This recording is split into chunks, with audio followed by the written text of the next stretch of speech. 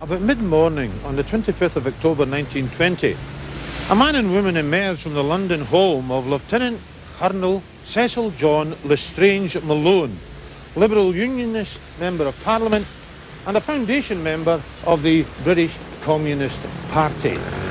The woman was Miss Gilbertson, who was secretary to Sylvia Pankhurst, the suffragette leader. Waiting policemen arrested the man whose name was Erky Velteam. He was carrying letters from Sylvia Pankhurst to Lenin and also a list of payments for Lewis guns, bombs and rifles. Also in his possession was a budget for the newly formed Communist Party of Great Britain. Velteam was one of a band of paymasters working here in Britain for the Moscow centre of the Communist International. 50 years later, it was still going on. Through the 50s, 60s and 70s, at least once a year, a car would leave the Soviet embassy in London, inside a KGB agent. He would rendezvous with a man to whom he would give a parcel containing up to £100,000 sterling. The recipient was Reuben Folber, Assistant General Secretary of the Communist Party of Great Britain. During this period, I was a member of the British Party's National Executive and Political Committee and knew absolutely nothing about this. In fact, I believed that all the talk of Moscow gold was a dirty lie.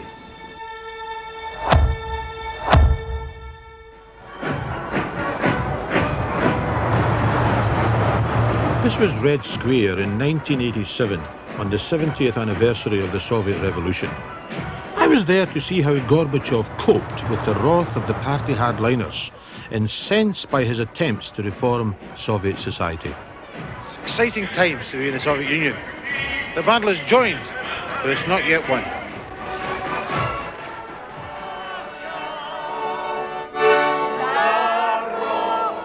But change in terms of reforming the communist system proved impossible. This is 5 years to the day since I was last here. No communist triumphalism. There isn't even a communist party. The monolith is now a megalith. This is a rump of what once was. A few thousand diehards who weren't allowed onto the square until the police relented towards the end of the day. But the collapse of communism didn't simply happen during these 5 years. As I now realise, the seeds of its degeneration were there from the start. It's been decaying over decades, and by the 1980s, there was a husk rotted from within. Now the archives are open, now people can speak, and we're able for the first time to tell the story of its degeneration. These documents show that the whole international communist movement was financed from Moscow. We have to know the truth, although it might not be very pleasant.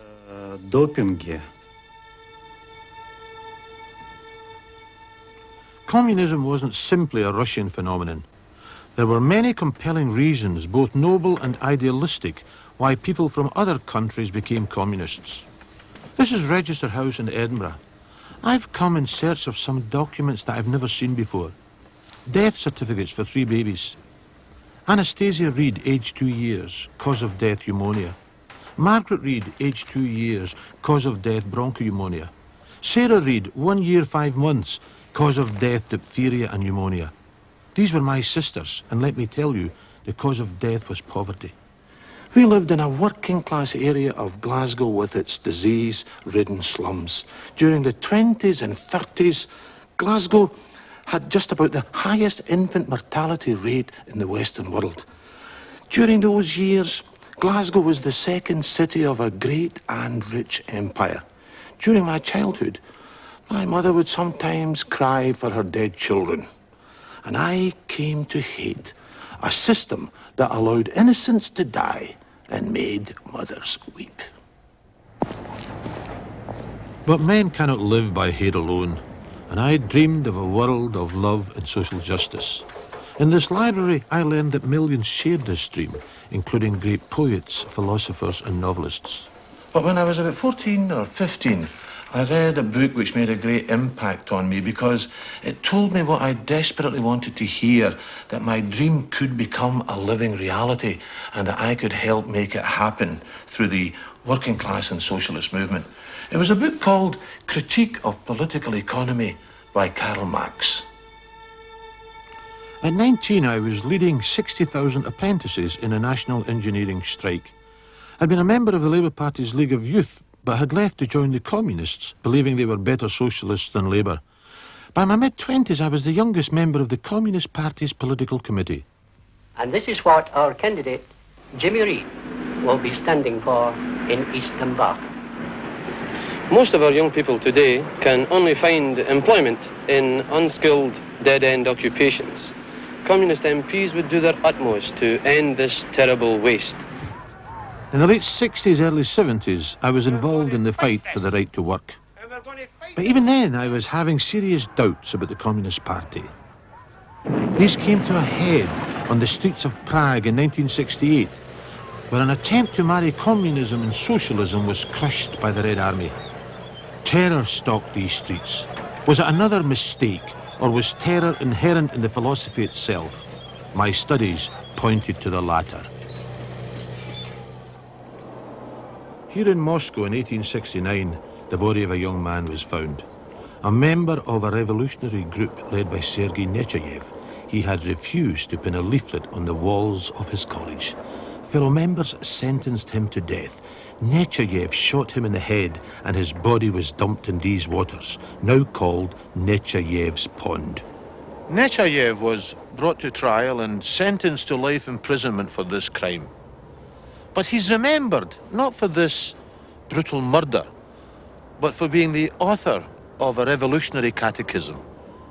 Here are some extracts. The revolutionary despises public opinion. For him, morality is everything which contributes to the triumph of the revolution. Immoral and criminal is everything which stands in its way. The social order should be split into several categories. The first category should be condemned to death and executed without delay. Others should be spared for a while. Now, to me, this sounds like the ravings of a madman, but Lenin thought differently. He thought Nechayev was a great revolutionary and wanted his writings to be read and studied by young communists. Forced into exile by Tsarist intolerance and oppression, Lenin studied here in the British Museum. In 1902, the first edition of his definitive work, What is to be Done, was published in London. It has nothing to do with Marx and a lot to do with Nechayev. Lenin rejects Marx's thesis of a self-liberating working class. Instead, he advocates a party of a new type, which would be led from the top by a handful of full-time revolutionaries and intellectuals like himself. He keeps referring to the dozen tried and talented leaders, and talented men are not born by the hundred. This small group would rule the party, and anyone who challenged their authority would be abused as renegades and traitors and scum. Now, Lenin had also something to say here about party discipline. He writes, an organisation of real revolutionaries will stop at nothing to rid itself of an undesirable member. You will recall that Nechayev also believed in getting rid of undesirable members, even if he had to resort to murder. And of course, when people talk about the Soviet terror as if it originated with Stalin, they should read What is to be Done, where Lenin praises Kachev, who was a colleague of Nechayev, and he talks about his terrifying terror, which did really terrify, and says it was majestic. Tsarist terror bred anarchic terror. Outraged at the cruelties and stifling repressiveness of the Tsarist Empire, many Russian intellectuals became revolutionaries, but could see no allies among the masses. The peasantry was too backward, the working class too weak. Conspiracy then became the name of the game. Acts of terrorism would plunge society into chaos, making possible a putsch or coup d'etat in which their superior intellects would prevail. It was an outrageously elitist concept of social change. In 1917, these unknown leaders of a small zealot sect were suddenly ruling 1/5 of the world and in control of the Tsarist treasury.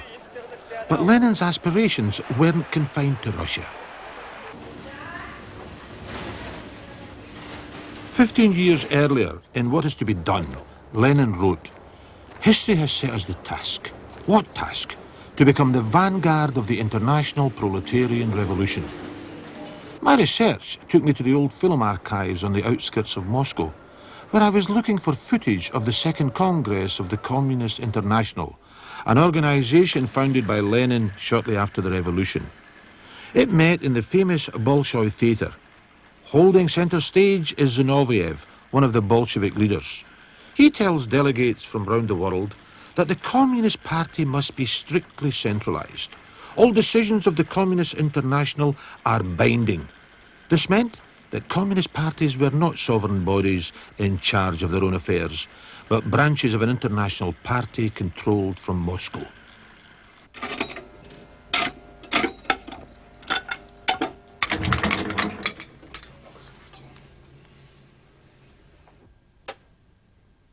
That is why you find more information about the British Communist Party and all the others here in Moscow than you would in their own countries.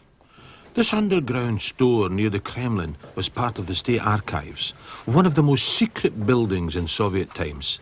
There are 50 million pages of documents here on foreign communist parties, including 250,000 pages on the British Communist Party.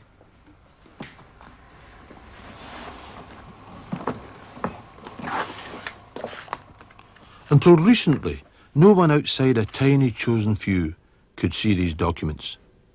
Here is a letter accompanying cash given to the British Communist Party in 1920-21. It was about £55,000, the equivalent of about £5 million today. All the British Party's budgets had to be endorsed by Moscow. My perception of those years was of Lenin and his comrades thrusting money on people, but it wasn't quite like that.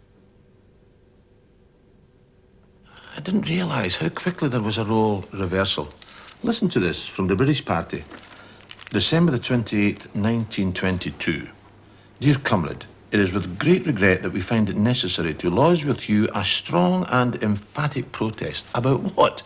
About that they hadn't received their money for the last quarterly payment for 1922. From these documents and our research, it can be shown that the British Communist Party, in the first 2 years of its existence, received from Moscow in excess of £220,000. In today's money, well in excess of £20 million, a staggering sum. Where did it go? No one has ever suggested that it was appropriated or misappropriated by individuals. Then I thought of what the Communist Party owned 10 years later in 1930 and compared this with the Labour Party. The Communist Party owned head offices in London's Covent Garden. The Labour Party leased office space from the Transport and General Workers Union. The Communist Party had in its London headquarters a full-time staff and administration at least as big as those of the Labour Party. The Communist Party had its own daily newspaper with its own offices and printing presses just off Fleet Street. The Labour Party had no paper of its own. The Communist Party owned 2 printing houses and a publishing company. The Labour Party had nothing. In 1930, the Communist Party had 2,500 members. The Labour Party had 2.5 million. In 1930, the Communist Party hadn't a single member of Parliament. Labour was governing Britain. Such resources couldn't have conceivably come from the Communist Party's support in Britain. They were funded from Moscow. So the British Communist Party had assets worth millions, yet the public image was of a party kept afloat by the pennies of the poor. In the Moscow Film Archives, I saw something which brought memories flooding back. Barbara Niven, fighting fund organiser of the Morning Star, counting small donations from workers and pensioners. The Soviet people were being told, look how British workers of the 1960s sacrificed to maintain a communist newspaper. Communists in Britain also believed this to be true. Only in 1991 did we learn how wrong we were. In the 60s, I was a full-time party official with a young family working for peanuts, all for the cause. Unknown to us, Reuben Folber, Assistant General Secretary, had £100,000 of used notes up there in his attic, straightening them out. But there are no more details to be got from him. He's not talking.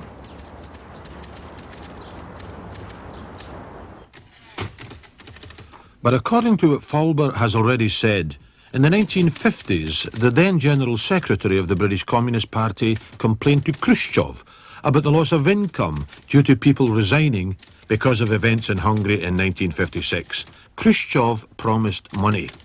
George Matthews was then editor of the party's paper. There were only, I think, 3 other people who knew about it. I made the 4th. The political committee didn't know about it, the executive committee didn't know about it, and the party membership generally didn't know about it. And as you say, and I myself, up to the period when I knew about it, laughed to scorn the talk about Moscow gold. But George, how do you reckon this money get into the party funds? I mean, I'm looking here, report of the executive committee at the party Congress, 30th National Congress. Where would it be found there? What column? Yeah. Into action. Donations into Action Fund, etc., 41,000. Yeah. Out of a total income of 122,000. Yeah. So a third of the income is under that general heading. Right. Well, the money could have been laundered in, if that's the right phrase to use. I don't know, because I was never involved in drawing up the accounts or handling the money directly, except on this one occasion. Then it was, anyway, it was the paper and not the party. And so how it was done in this case, I don't know. Of the 4 people from Britain who were in the know, 2 are dead, Folber won't speak, and George Matthews knows nothing of the details. So once again, answers to questions about the British Communist Party are likely to be found only here in Moscow. It was easy to get the documents concerning money sent from Moscow in the 20s and 30s. Those involved are dead. But when it comes to the documents dealing with money going to foreign parties from the 50s onwards, it's a different story. They have all been swept into the presidential archive and marked top secret. So it isn't easy to get the information. But we found a man who worked behind these gates in the international department of the Central Committee of the Communist Party, who feels it is his duty to speak out no matter the personal dangers. This particular document, which he took from his office on the morning of the military coup, lists 100 communist parties who secretly received money from Moscow in 1979, including a payment to Reuben Folber of £14,910 on the 8th of May. The KGB had the responsibility for delivering this money. A secret cable was sent from Moscow to the embassy. In fact, to the chief of station of the KGB in London. This cable specifically said how much money he was to receive and give to his clients. Would the money be in the currency of the country to which it was going? If the money was going to Great Britain, then it was in pounds sterling. If it was going to the United States, it would be dollars. If it was going to Cyprus, it would be Cypriot pounds. The most interesting thing is that this was pure money. Pure because it was illegally brought over from those countries. The numbers from the bank notes were not registered, and there was no evidence that they were actually in Moscow. After the money was delivered to Folber, he gave a receipt saying that he had received the money, and this receipt went through a KGB officer to the KGB Lubyanka headquarters. Anatoly, I see the document is handwritten. Why? And who wrote it? The documents were handwritten because there was a special secret instruction from the Central Committee. which instructed never to use a typewriter for typing top-secret documents. I know this handwriting. It belongs to the head of the Secretariat of the Central Committee of the Communist Party of the Soviet Union, Kovalyov Mikhail Ilyich. The KGB, cash drops, secrecy. It's like a John le Carré novel. Your boss signs a paper, and you, a minor party official, receive a lot of loot. It was 11.5 million American dollars in the bank and 600,000 in cash in my safe. Over years, we're talking of hundreds of millions of what Smirnov clearly identified as state money, which didn't belong to the Communist Party. No wonder those involved don't want to know. One exception is a top-ranking party official now working here as a Gorbachev advisor. Was it public or party money? To separate these two things was very difficult in our conditions, Soviet conditions. You see, the Central Committee of the party was in effect a state within a state. The Central Committee was the master or the owner of all the money. You ask me whether this was done according to the law. But the laws were written by the party, and the party easily violated these same laws. The constitution was not observed if it was against the aims of the party. It was all done on the basis of the Politburo decree. The Politburo was the highest state organ in the country. What we have just heard is a classic definition of totalitarianism. Total power in the hands of a few with the inevitable corruption that follows. But this was identified in the very beginning by this lady, Angelika Balabanova, first secretary of the Communist International, who wrote in her memoirs of how Lenin told her, "Spend millions, tens of millions if necessary. There is plenty of money at our disposal." She concluded, "I was witnessing the genesis of that corruption that was to become an organized system under the Communist International."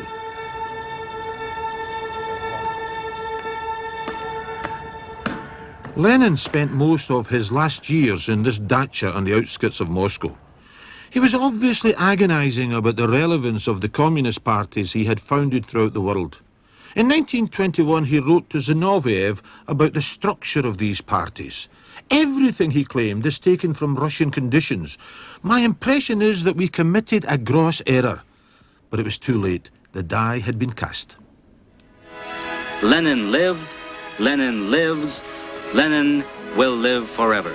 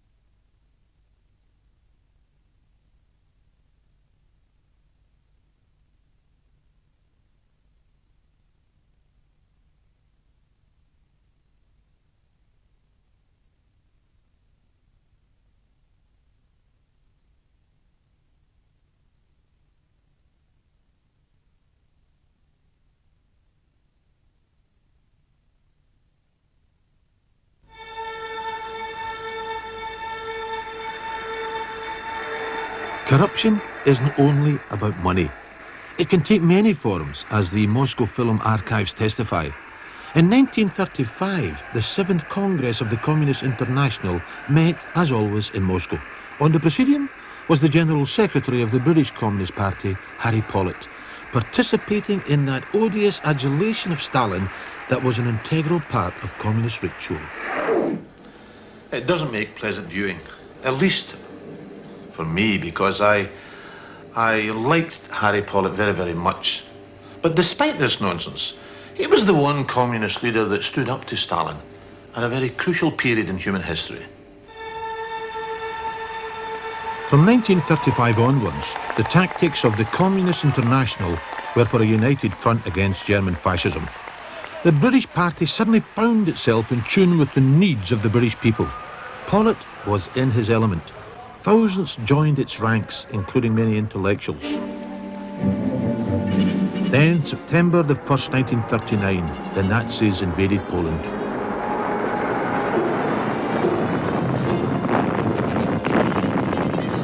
September 3rd, Britain and France declared war on Germany and confronted the Nazi war machine. The British Communist Party supported the war. September 4th, Daily Worker editorial. It's a war that can and must be won. But in Moscow, a deal has been done, negotiated by Ribbentrop and Molotov, foreign ministers of the Soviet Union and Germany. They signed a non-aggression pact. September the 7th, Stalin met the Secretary of the Communist International, Georgy Dimitrov, and demanded that the anti-fascist United Front policy be changed in line with the new Soviet foreign policy. Here in these archives I found this letter. It's from the Communist International and is signed by Georgy Dimitrov, the General Secretary. It's dated 29th September 1939. And the first sentence reads, "Hand to Pollitt." The second sentence says that the British Communist Party's support for the war is wrong. Now, this was delivered to a meeting of the Communist Party of Great Britain by David Springhall, who was a representative of the Comintern. Springhall told the meeting that they were to work for Britain's military defeat and not to worry about the possible imposition of fascism in these isles. At the end of the meeting, there was a vote. Out of 24 present, Pollitt and two others voted against the new Comintern line. Pollitt was the only General Secretary of any Communist Party to challenge Stalin's diktat. He was removed from office. In 1941, the Nazis invaded the USSR. The British Communist Party immediately supported the war. When your own country stood alone against one of the most brutally destructive evils in all human history, you urged capitulation.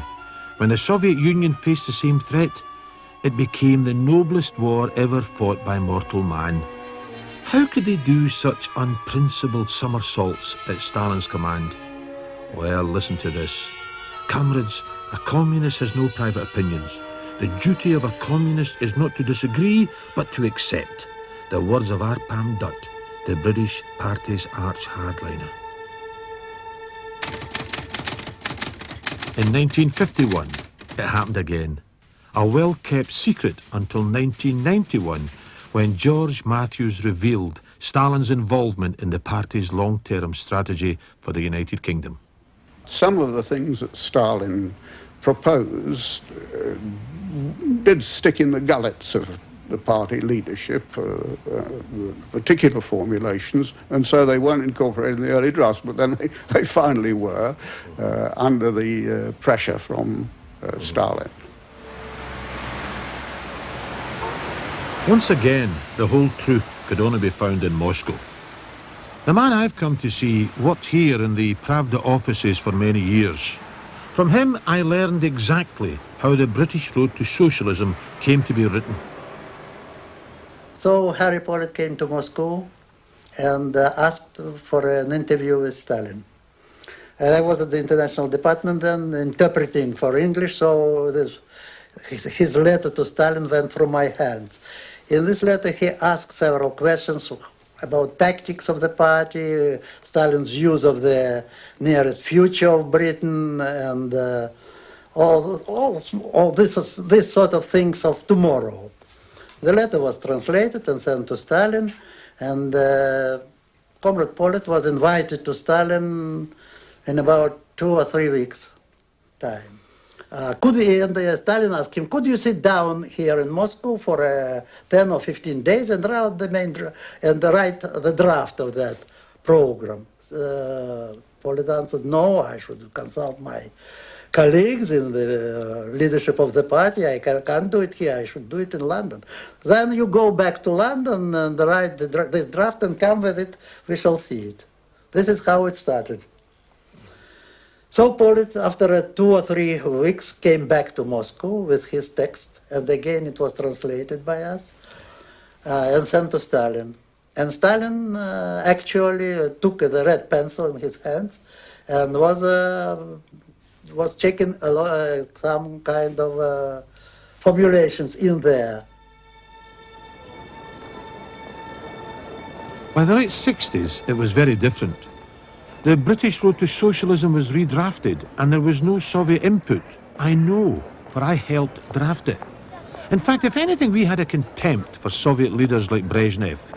Moscow no longer had authority, but the British Party was still Leninist. By the early 70s, I was back on Clydeside working in the shipyards. What was the Communist Party trying to do? Was it this?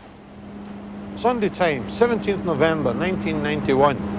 Full page spread, headlined, Moscow Gold bankrolled British strikes. It's a series of general assertions, but there's one precise and specific reference, and I quote, "One unofficial strike led by communists was prolonged for 3.5 years, during which £40,000 was paid to strikers." We found the strike leader. This is from a letter he sent to the Sunday Times. The party that gave most in contributions was the Labour Party, and in total not more than £100. Not a single penny or ruble came from the USSR. Now, I can recall the full page spread, but can't remember reading the letter. No wonder. Then there was Management Today, August 92. It infers the Communist Party was largely responsible for the widespread industrial disputes of the 1970s, which climaxed in 1979 when strikes caused 29 million working days. Well, this just didn't tally with my experience. Then I turned the page and I see a photograph of myself, Jimmy Reid, in full flood in 1972. Thousands would respond to his strike calls. What strike calls? I didn't make any strike calls. As a matter of fact, the workers I represented in the shipyards on Upper Clyde lost about 3 days in industrial disputes during that entire decade. This is not the way. This strike will settle nothing. But what about the Siemens strike of 1966, one of the great industrial disputes of the century? Harold Wilson, a Labour Prime Minister, spoke darkly in Parliament of a tight-knit group of politically motivated men. All hell was let loose. Wilson was seeking emergency powers to use against the Siemens strike, and in justification was implying that the strike was a communist conspiracy, a communist plot, and that the communists were seeking to prolong the strike. At that time, I was secretary of the Scottish Communist Party and a member of the National Executive and Political Committee of the British Party. The first I knew of the strike was when I read about it in the newspapers, and at no time in my presence did the party leadership ever discuss how they could prolong the strike. Wilson was specific. Bert Ramilson, industrial organiser of the Communist Party, was the villain. He had organised and influenced the strike in cahoots with Jim Slater and others. 30 years later, I went back to some of those involved to ask, what was the truth? I went up to Newcastle the day after the naming of the names. They're still carrying on with this tremendous big story about the communist plot type of thing. And the first question that was asked from me, Reginald Bosanquet, which was in London, up to Newcastle, had I ever met Bert Ramilson? And I said, well, who's Bert Ramilson? I don't know, I might have met him. Who is he? And of course, he said he was the communist. And who's it? I said, well, no, I don't. No, why? You know, but I didn't get an answer why. I just never had met Bert Ramilson. And there were no meetings with Ramilson? No. None at all. None whatever. None with any of the party. When Harold Wilson, I met him many years later, and he looked at me rather sheepishly. And I said, by God, you made a mistake, Harold. Where did you get that? He says, the people who supplied me with information was the wrong people. Who were the wrong people who had misinformed Harold Wilson? civil servants, prime ministerial advisors. In 1966, John Prescott, a member of the Seamen's Union, had written a pamphlet in support of the strike and has no doubts. What you've got to remember here, Jimmy, is there was a very close working relationship in my union between the special branch and certain officials at the top level, who actually, the special branch gave information to these officials about what the militants were doing in and on ships, and some of the officials then identified the photographs taken by special branch of people at rallies.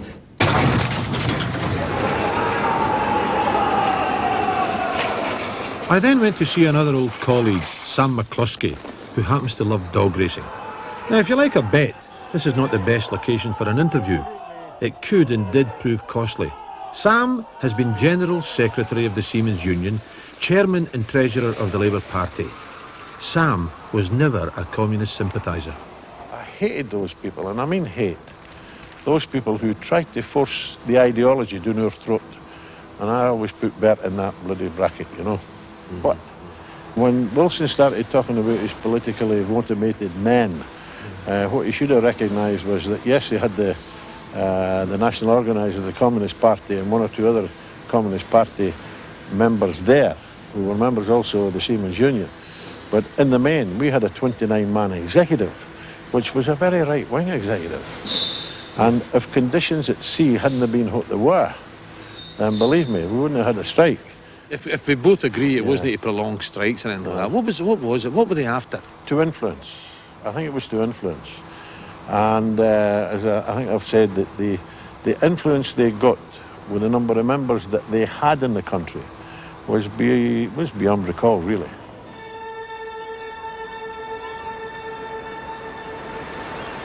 Sam's right. The Communist Party wasn't interested in industrial mayhem, but was profoundly interested in gaining influence in the unions to give it a political clout it couldn't get through the ballot box. In the 1970s, I was a member of the National Committee of the Engineering Union. This committee decided rules, policy, strategic objectives, and really was very, very important. At that time, there were about 11 or 12 members of the Communist Party who were on the committee.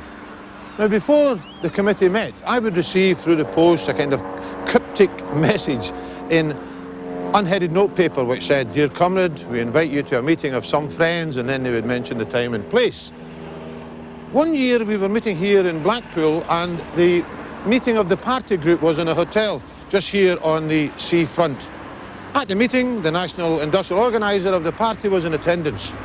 We went over in detail all matters on the agenda and decided on how we would vote and how we would argue.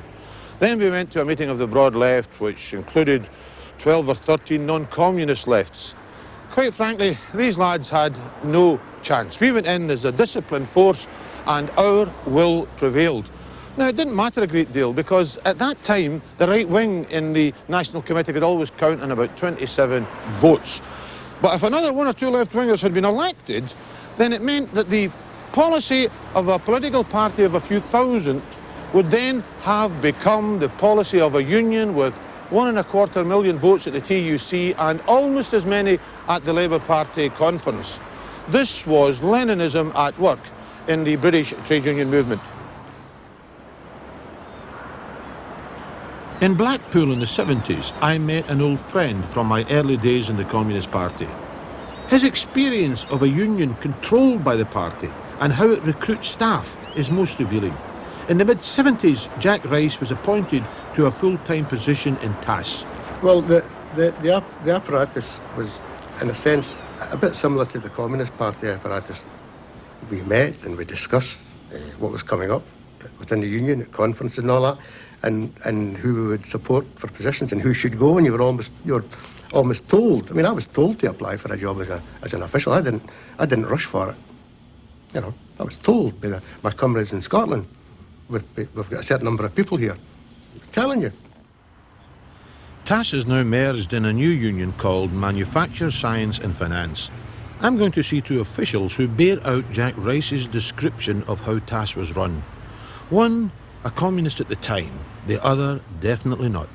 At the last conference of the TAS staff sector, for example, there were 100 odd delegates, I think 120 delegates. 112 met the night before on the Sunday night and agreed the line on all the week's conference motions from Monday to Friday, who would speak on which, who would second on which, and there were only 8 people from the whole conference missing from that meeting that mandated the 110 or so people there. The other thing they were able to do was to control candidates. They were able to control candidates for lay office and for full-time office. And for example, the Communist Caucus would meet the night before a selection and would decide who was going to be democratically selected after the interviews the following day. And they used to go through it with the party secretary would often be involved, one of the full-time officials, on who would be selected. And that's the way it went. I mean, if you wanted to make progress in the union, it really did pay you to join the party, or at least to be on the party's approved list, if I can put it that way, Jim. Yeah. It paid you. Yeah. Didn't pay you to be a dissident. No. The full-time officials in the leading positions of the union would decide what motions would democratically be debated in 6 months' time, and then they would be able to say, and we accept the democratic decision of annual conference, when it had all been written in head office right from the beginning. If you looked at the agendas of the TAS conference right through the 70s, they were almost solely left-wing resolutions and motions. Most of them were in fact Communist Party policy and emanated from a document called Needs of the Hour, which was produced annually by the party's industrial department just after the Labour Party conference the previous year to project into union conferences the following year. For example, that communist policy of 76 became TUC policy in 77 thanks to a TAS resolution, and Labour Party policy in 78. We were the ruling class, for example. We had the people like myself and others who could actually turn this into something a bit different and whatever, because we controlled the machine. It's the opposition to the authoritarianism of the Leninists that helped put me in power, and I intend to stay in power opposed to that kind of centralist authoritarianism.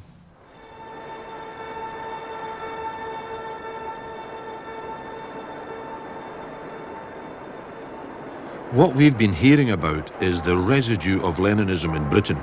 In the widest sense, it was corruptive. But the Leninist system corrupted non-communists too, and in a personal sense, probably more so. I've known non-communists who were abject apologists for the Soviet leadership. Some had a relationship with the Soviet regime, which, to put it bluntly, was unsavoury. I raised this with someone I knew when he was Pravda correspondent in Britain. Let's say there is a peace congress in Moscow. Of course, correspondents all over the world had to send maybe short stories, but by some public figures saying something good about peace policy of Moscow, you know. In this case, I would call Gordon Schaffer, for instance, yes. I knew that he will give me favorable opinion, and he will not criticize us for anything, you know. This is the Sverdlov Hall in the Kremlin in 1965. Gordon Schaffer is receiving the Lenin Peace Prize, then worth £60,000. Today, more than $500,000. Schaffer's name rang a bell. I had met him once at a conference in Ceylon in 1957. Perhaps significantly, I found this footage in the Moscow Film Archives. As you can see, I was still a pup, but he seemed a nice guy. I was less impressed with Monica Felton. She seemed to travel the world as the great leader of British women, and British women, I was sure, had never heard of her. Here she is in Budapest in 1953 at a conference, but then she was popping up everywhere under Soviet auspices. 5 years later, in Delhi, at another conference. Here she is in Korea at the height of the war in 1951, bringing succour to the Soviet leadership. Within a few months, she was in Moscow, receiving the Stalin Prize worth £100,000, millions today. And getting money, you cannot be independent, you know. It was a kind of bribery, you know. It was a real bribery. being Pravda correspondent, sometimes I came to interview them. They were placed in the best hotels in Moscow. They were given best food, everything free of charge. Then they were taken to Black Sea shore, to sanatoriums. And what is really disgusting, they were kept separate from ordinary people who had rest in the same place. They had special houses, special beaches, not to mix with ordinary people living a happy socialist life. There were many interesting meetings in the intervals between sittings. The Congress delegates and General Secretary of the Communist Party of the United States, Gus Hall. In 1990, the Soviet Union received humanitarian aid from the United States. I've seen documents which show that in the same year, the Soviet Communist Party gave Gus Hall $2 million to fund the American Communist Party. This was surely an absurdity. I don't understand why it was given. Gus Hall did not have a real party, and I don't know what he spent this money on. But then again, this is an absurdity that came out of the logic of the system itself. When I was here in 1987, on the agenda was reform of the system.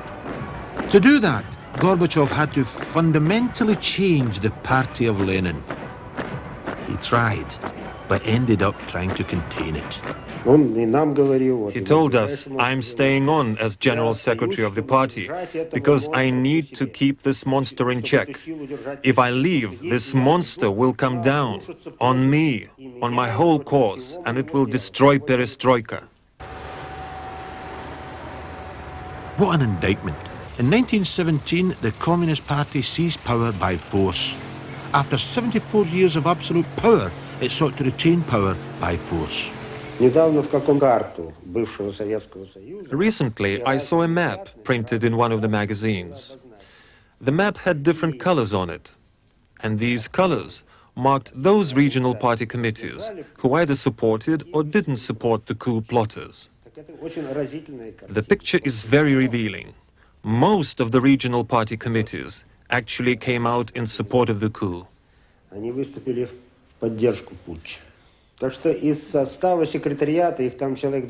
Of all the members of the Secretariat, only 2 out of 20 declined to support the coup plotters.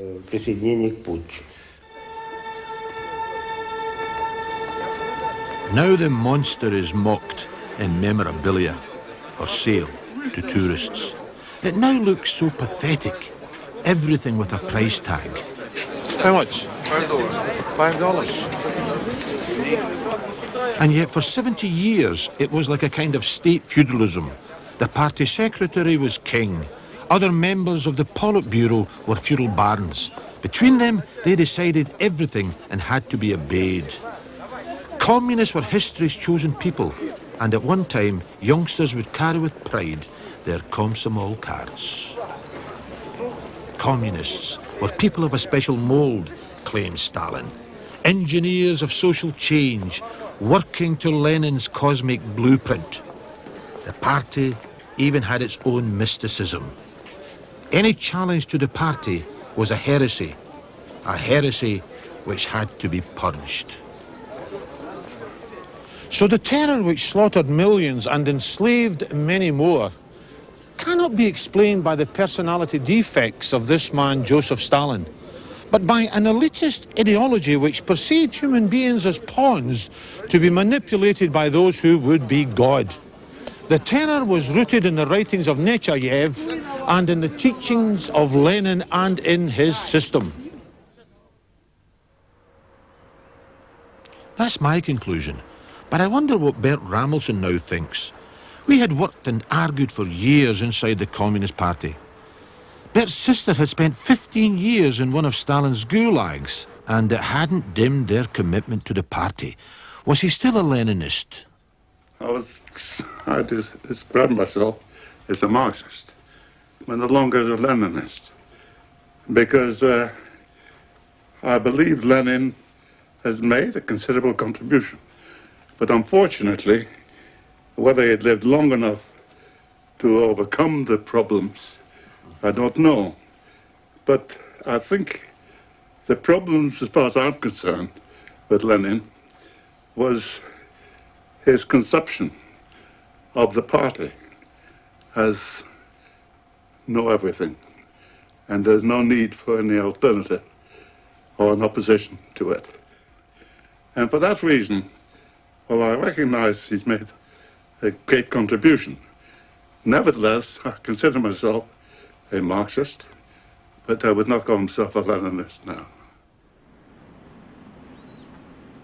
You know, I wouldn't have minded so much if communism had been an honourable failure. But it wasn't. It was a dishonourable failure. I acknowledge, and it's painful to do so, that I gave a big chunk of my life to a movement which promised to make a reality of my dream and instead turned it into a nightmare. But I don't think Leninism's failure has invalidated my dream. More than 30 years ago, as a young man, I came here to give the annual memorial tribute to this man, Karl Marx. I penned my speech on one sentence of his in which he condemned a society which left no other nexus between man and man than callous cash payment. Now, I still subscribe to that sentiment, particularly in an age where millions die of hunger while others choke in their own greed. I think today the moral argument for change is overwhelming. But it has to be change for the better. Change which liberates and doesn't enslave the human spirit.